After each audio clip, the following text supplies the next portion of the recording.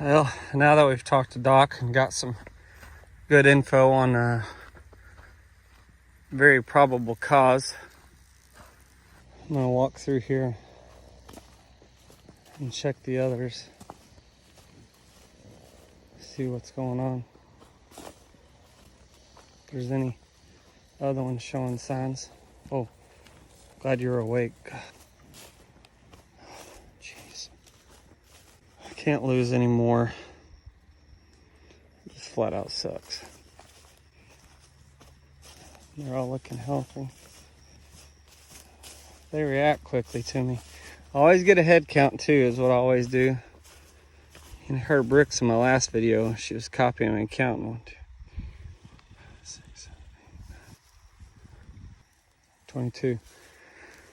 23 down to 22 now. They're all here, looking okay. Just got to keep a close eye on them.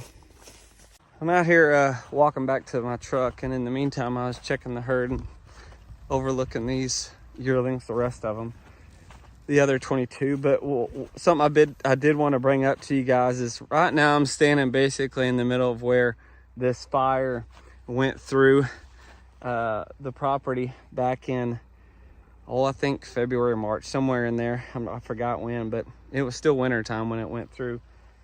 But this, you can see the ground here, obviously.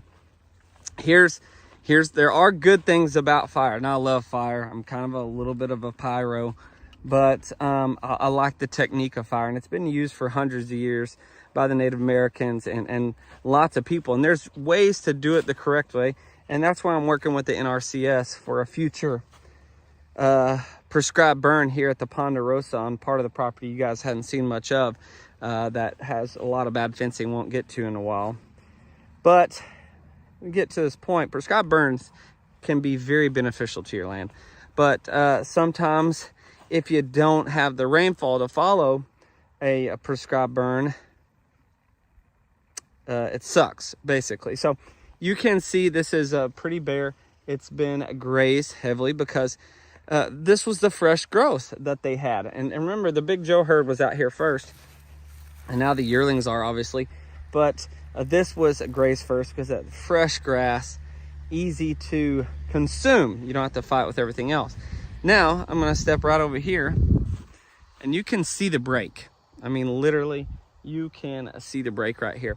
And so we've got lots of grass, lots of cover, which is protecting the base layer of the grass and the root system and all those things. And yes, there are weeds here and whatnot, but you can see the difference between where the burn didn't go and where it did go. They went after this hardcore and grazed it, but it does look low and poor right now. There's still a good foundation of grass here, but it is low because there's no growth, and they hit that hard. But here, it's a good thing the fire didn't come through this entire pasture. And it's all about timing. Prescribed burning is all about timing, but it's a good thing because we have these grasses here, and a lot of this grass is blue stem. And I see some Bermuda and whatnot, some other grasses I don't know, but there's a lot of native here.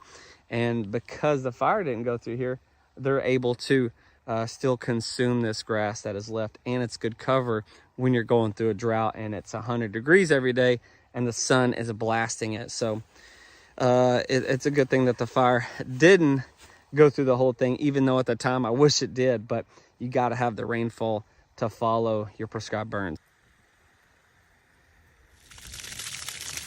Well, this is handy. That's a brand new hose.